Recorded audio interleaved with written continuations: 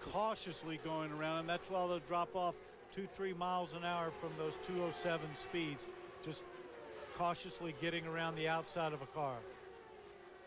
It's a beautifully smooth racetrack. You can see how wide it is. The drivers, to a man, absolutely love it. There is Richie Hearn, an all-red Budweiser-sponsored car. Call it the house car at this event. For De La Pena Racing, running in 14th place. And you see him put his hand down there, just grab that shifter, just push it forward. Don't need the clutch, you just tap the brake, push it forward, and away they go. This is one of 4 Swift chassis in the field. Brian Herta is one of the early casualties of this race. Jack Arute is there. Well, Brian, we know a faulty clutch puts you out of the race, but what about the track conditions?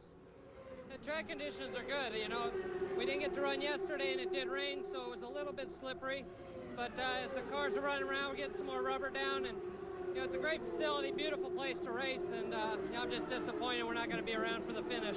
Are you surprised at the quick pace that everybody's setting today?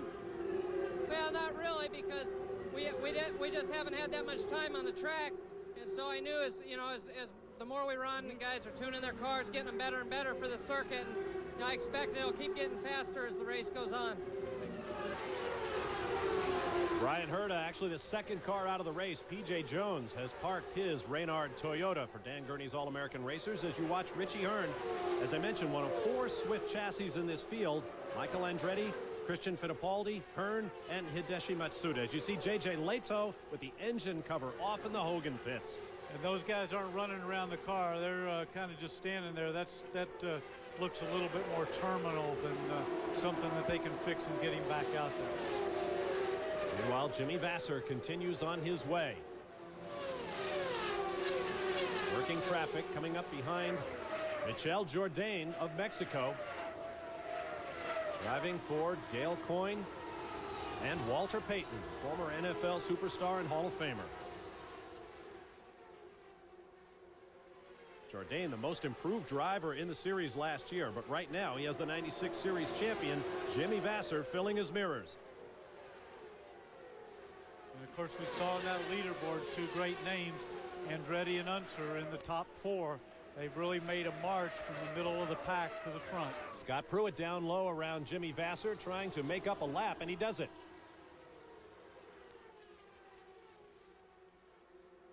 And look there, Michael Andretti taking a look at Jimmy Vasser, trying to go up the inside. Ooh, Paul Tracy in the green and white car, part of that fight as well, although Tracy is a lap down. Looking very racy is Tracy as he pulls in the line ahead of Michael Andretti, who's trying to catch the race leader.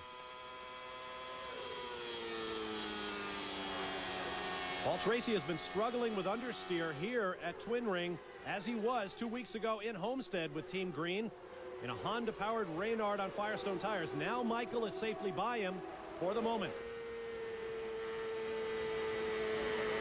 And traffic just ahead, holding up Vasser, allowing Michael to close. Michael's going to get a run off this corner.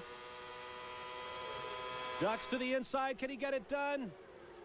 Yes, Michael Andretti moves into the lead. And Paul Tracy taking a look down the inside of Vasser.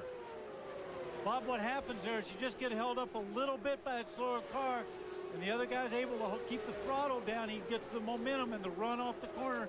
He just pulls up behind him, slipstreams him, and dives down the underside into braking into turn 3. The points leader coming off that big win 2 weeks ago in South Florida. Michael Andretti is on a roll and hopes to put this American-built Swift chassis in victory lane. It would be the first time in 20 years that an American-built chassis won a series race outside the continental United States. Andretti, Vasser, and Al Unser Jr. up to 3rd, but we've got a long way to go. Second straight victory in the FedEx Championship for 1998. Coming up behind Scott Pruitt, hoping to put the Visteon-sponsored Reynard a lap down. Look at the speeds for Michael Andretti. His fast lap, 210 miles an hour. That's the fastest we've seen thus far in this race. And now he has to work traffic through all that turbulent air.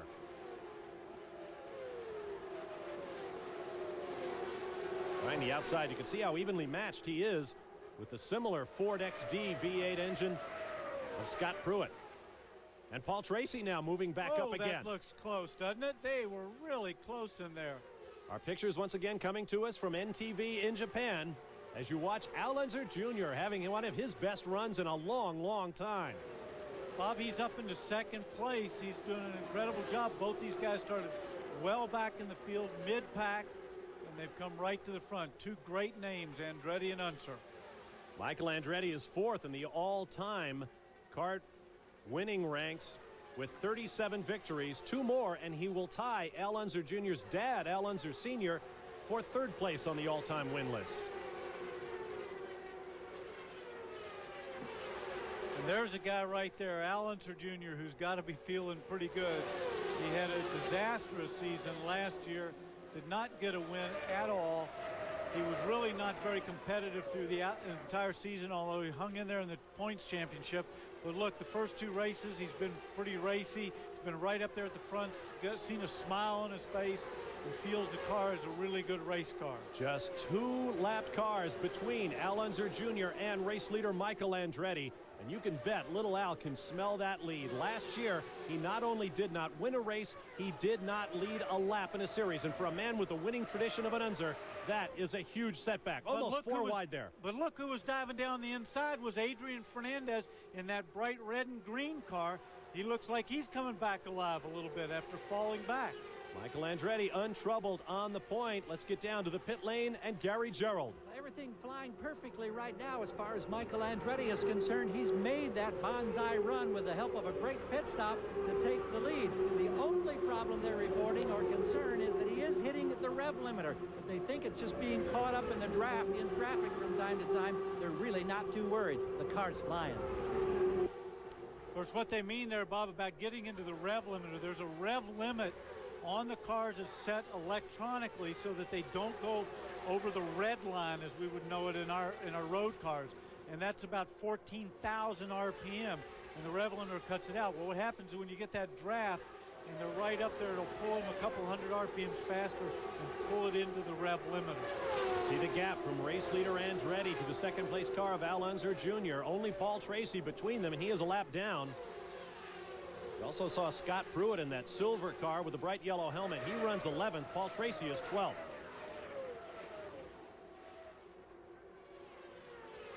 This amazing new Penske chassis, a radical design from the pen of John Travis, his first in the fabled line of Penske race cars. The most successful team in the history of the series, but Roger Penske still looking for that milestone 100th win. When you saw Scott Pruitt kind of close down there on Al Jr., that'll make him slow down a little bit.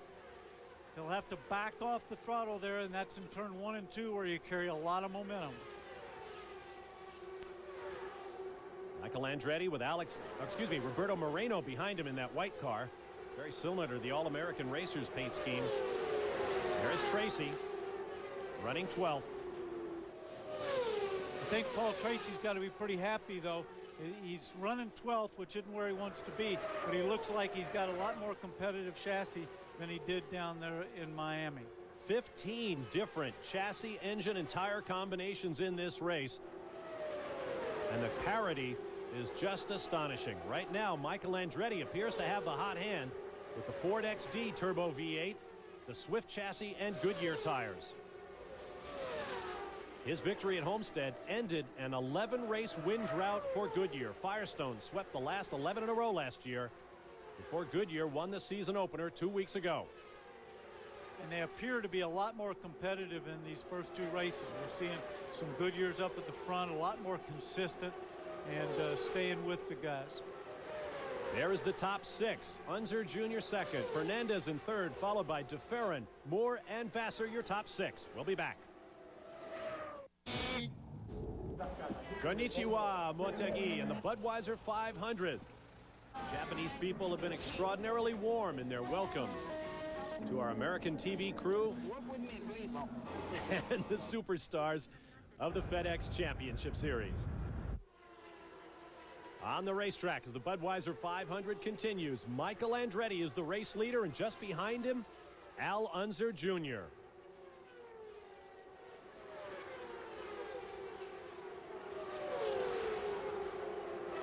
Been a long time since we've talked about Al Unser Jr.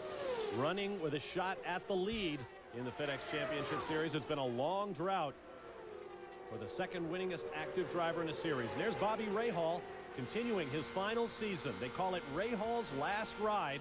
Right now he's ridden all the way up to 8th place.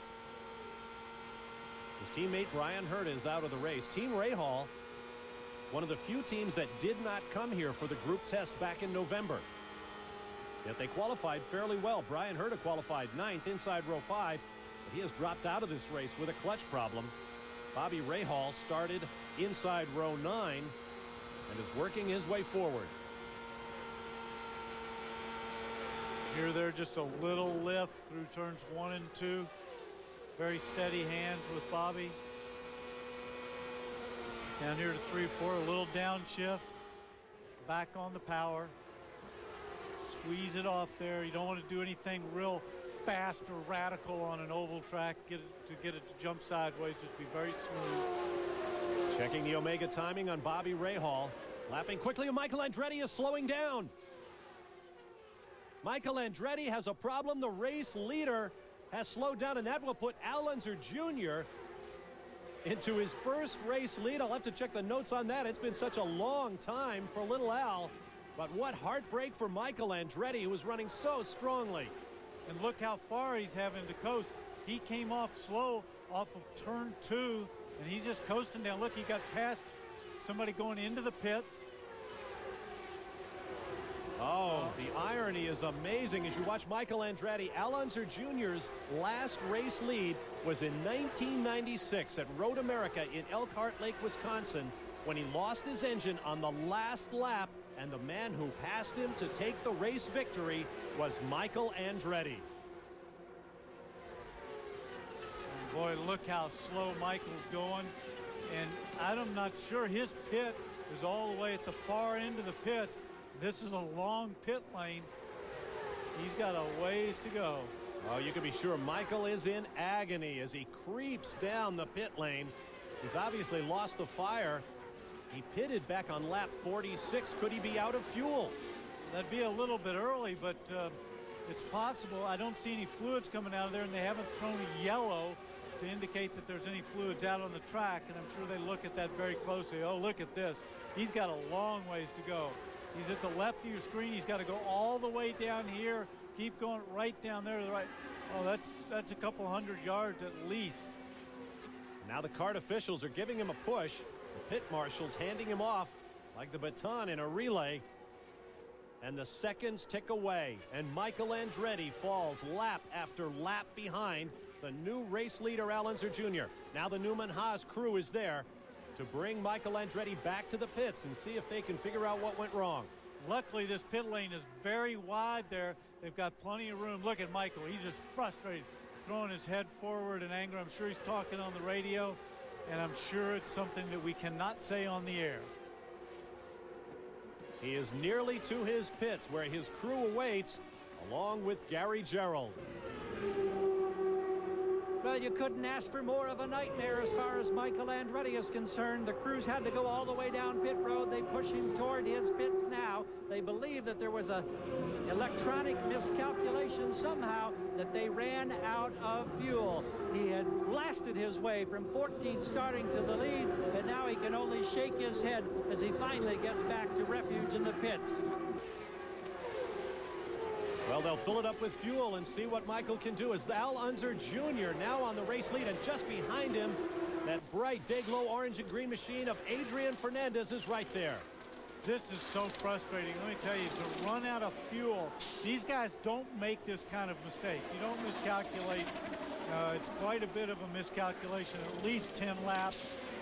They don't mess up that, but particularly Newman Haas. A lot of pit stops going on around Michael Andretti, but he has lost at least half a dozen laps right now. Now you wonder why he's not going there. See, they have the starter motor down behind the engine. They had to refire the engine when they're hot. That takes a while. And of course, he did all of this under a green condition. He lost a lot of laps there. Michael Andretti back in action, but he is at least 6, perhaps 7 laps down. And while Michael was making his way to the pits, we had a change, a pass for the lead. Adrian Fernandez is out front. We'll be back after this message and a word from our ABC stations.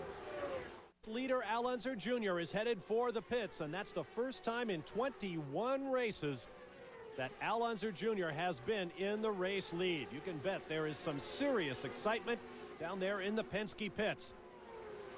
On the speed limiter, holding him to the 60-mile-an-hour pit lane speed limit, Al Unser Jr. heads for service. Jack Arute awaits him. As Junior comes to a stop, it will be a 4-tire change, a nominal pit stop, and we will wait to see if there are any suspension changes. Thus far, Al Jr. likes the way his car is running, and now, lo and behold, no chassis changes, and he's away. And you can see the smiles and the hand clapping going on. This could be the day for Al Unser Jr. and Roger Penske. And that was from one of the other crew members from the sister car, Andre Ribeiro from Myron. He was up there cheering him on. That shows the team spirit right there at Team Penske. One of the Target Chip Ganassi racing machines, Alex Zanardi, who has had a troubled race thus far, started well up in the field in the number 4 spot, but he has been going backwards since then, having trouble finding speed in that Reynard Honda. In fact, he is passed by one of the Toyota-powered Reynards. That was Max Pappas in the MCI-sponsored machine from Archiero Wells. Yeah, you know, Alex has never seemed comfortable this entire race. He's gone backwards from the start. He hasn't been his usual aggressive self in there dicing with everybody. He's obviously got a balance problem on that car. Checking the fuel windows. The green line tells you how long it's been since the last pit stop, and Adrian Fernandez has extended his green flag run past his fuel window. He'll be in shortly. Fernandez leads Unser Jr. Well, now that might fit in with, remember what their pit strategy was earlier. They said they didn't want to run that pace. There he is getting a fuel stop this late in the race. That means he could basically go one more stop, and that would be it for till the end of the race. But it plays into the fuel strategy. They probably got the mixture turned down a little bit. He's conserving fuel, running a little slower pace. Meanwhile, moments ago, we had an incident in the pits. Jack Arute has more on that. Guys, a left front tire changer for Alex Barron's car on the Dan Gurney stable. Dave Brzezowski was poised and ready to begin his work when Alex Barron brought his car onto pit road.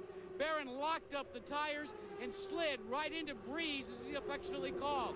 He was tossed a couple of feet in the air. The safety team has come to his aid and has been removed to the Infield Care Center for further evaluation. All right, thank you, Jack. Scarily reminiscent of the incident with Paul Tracy at Nazareth 2 seasons ago when he locked up the brakes and slid into his crew. We'll update that situation as the race goes on if we can. Bob, those guys that are in the pit lane are amazing. They sit out there, they kneel down, they work on the car when everybody's screaming in there. Now, there's a pit speed limit of 60 miles an hour, but 60 miles an hour is pretty damn fast when you're kneeling down on the ground and somebody's screaming in there. Yellow flag. Christian Fittipaldi has lost the engine in his Swift. And that yellow sign, the bright day-glow orange sign, I should say, with a big black P, means the pits are closed. I just want to get back to those guys that are going to be very active here in a couple minutes when these pits get open. But let's talk about those guys.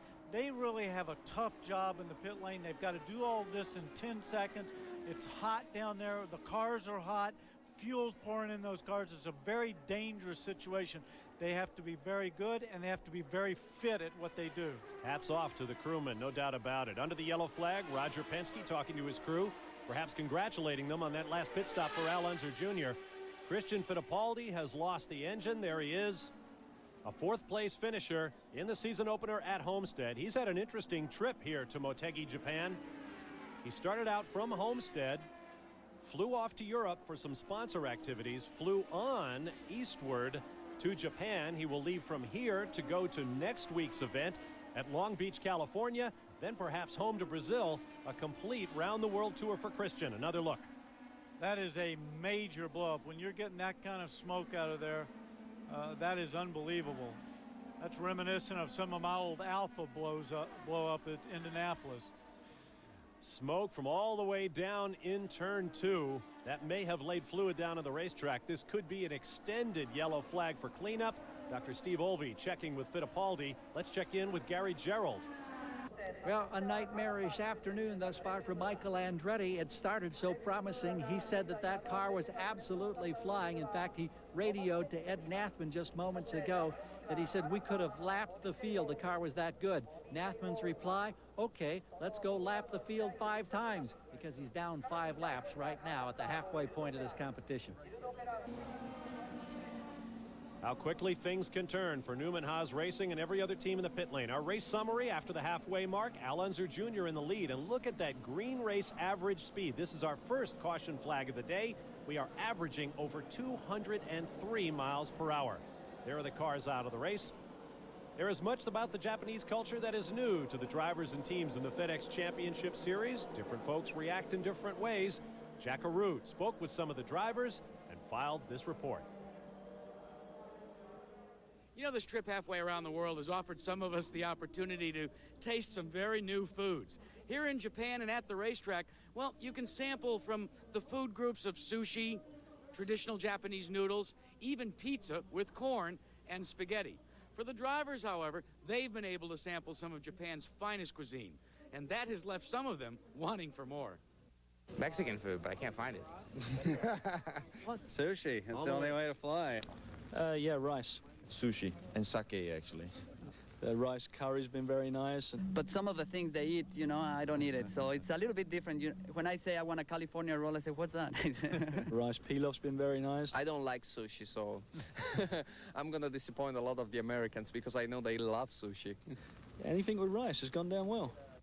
Well, rice is nice, but the thing that I'll take back from Japan is the trip over. 14 hours on a jet, then a 1-hour train ride to downtown Tokyo, another train ride for another hour and 15 minutes, a 45-minute bus ride to get to a hotel that could pass for a phone booth, and finally be able to go to bed with this tiny little pillow. Sweet dreams, guys. Aside from that, Jack, how have you enjoyed the trip thus far? I guess there's horses for courses when it comes to food and everything else about world travel. We'll be back to Japan in a moment. Sports attraction here at Twin Ring Motegi is the lavish Honda Collection Hall, a museum celebrating Honda's 50th anniversary in motorsports. If motorcycles are your interest, you'll find everything from Honda's first motorized bicycle in 1946 to magnificent displays of every kind of motorcycle imaginable, over 300 altogether. For four-wheel fans, Honda's involvement in Formula One from 1963 to the early 90s is immaculately showcased. Also represented, Honda's first involvement with championship cars, Mike Groff's 1994 ride for Ray Hall Hogan Racing. All right, thank you, Gary. Fans of Formula One recognize some of the late Ayrton Senna's Grand Prix machines made famous with Honda. Christian Fittipaldi has made the walk back to the pits. Here's Gary. Christian, no warning, I suspect, whatsoever on that engine going. Were you in danger when it let go of spinning or hitting the wall?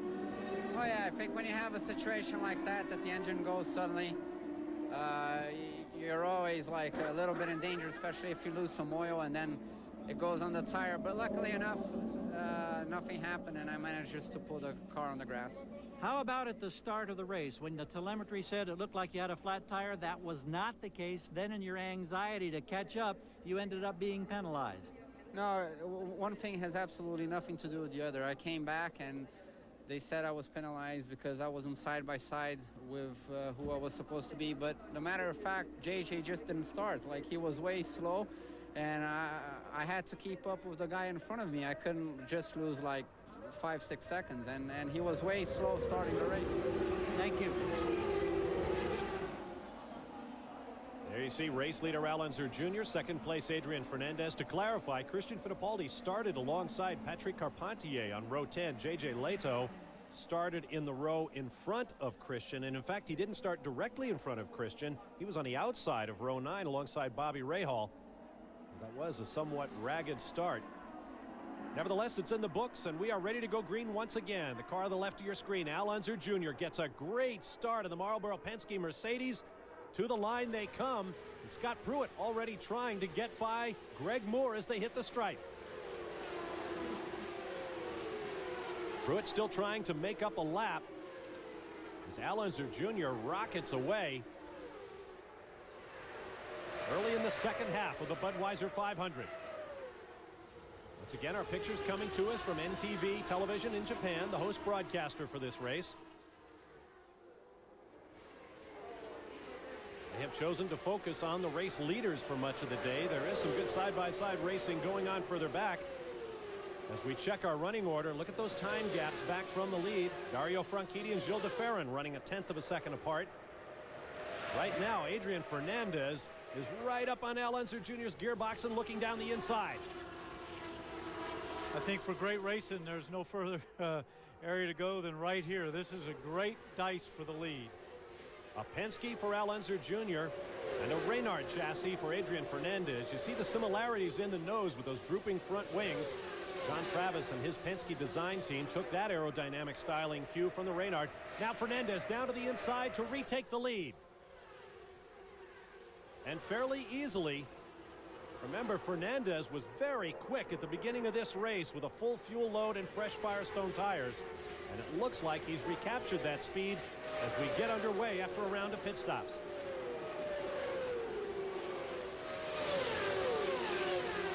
Fernandez driving with that upset stomach that bothered him last night.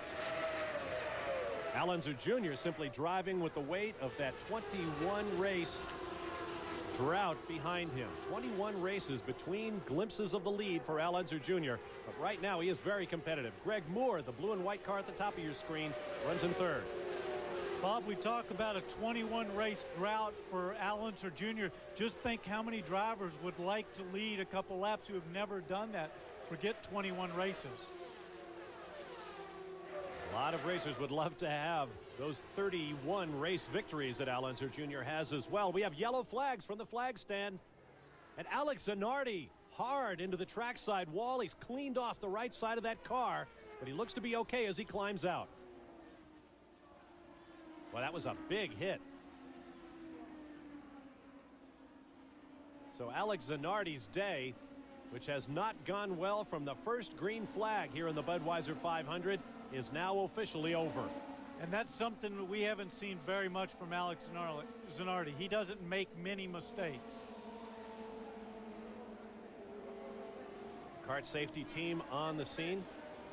There's Chip Ganassi telling everyone within earshot that Alex has hit the fence. Here he up. He's very high there and gets up in the marbles. Oh, he just got in there high, and once you get up in that gray area, up in those marbles, there's nothing you can do. You just can't turn the wheel. It just won't go. It will not change direction. It's just like you're on ice, and there's nothing you can do except ride it out. Zanardi running back for the pits. Doesn't look any worse for the accident, which is a very good sign. He had not tested here previously. His teammate Jimmy Vasser did. Alex Zanardi picked up a nickname here. The Japanese call him Ita-10, faster than lightning. Well, it hasn't been that way today. There is Greg Moore pitting from third place.